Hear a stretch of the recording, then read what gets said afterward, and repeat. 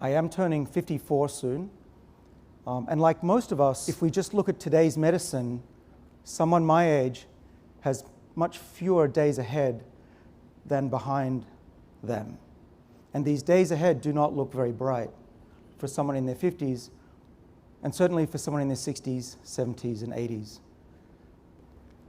And the longer I live, and the more research that I see, and the results that are coming out from not just my group of 20 scientists at Harvard, but around the world, including here in the UAE, tells us that this change in medicine is coming. It's really no longer an if, it's really a question of when. We were visiting G42 and the Emirati Genome Project folks today and yesterday. And what I know is that through the development of genomic technology, which the UAE is very advanced in, I would say probably the leading country in the world in genetics, but also advancements in artificial intelligence and the ability to read the structures of the cell in atomic detail, that these combined technologies will advance medicine so fast that none of us in this room can imagine what life will be like in the near future.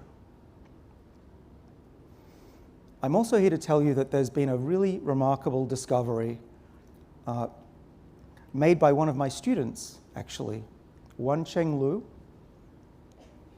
He's now 30 years old, and when he was about 27, he made what I think is one of the most remarkable discoveries of a lifetime. What he discovered, as I'll tell you today, is that there is a backup copy of youth in every cell in our bodies. What does this mean for us? It means that if you see somebody who's old and frail and sick, you should not think of them as old. You should look at them as though they have a corrupted software that needs to be reinstalled. And in my lab, we are learning now how to do that. In rodents, in mice, we do this. We are now learning to do this in non-human primates, monkeys.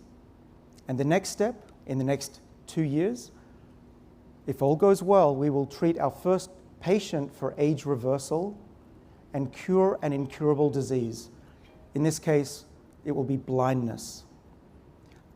These are things that we didn't even imagine could be possible just 5 years ago.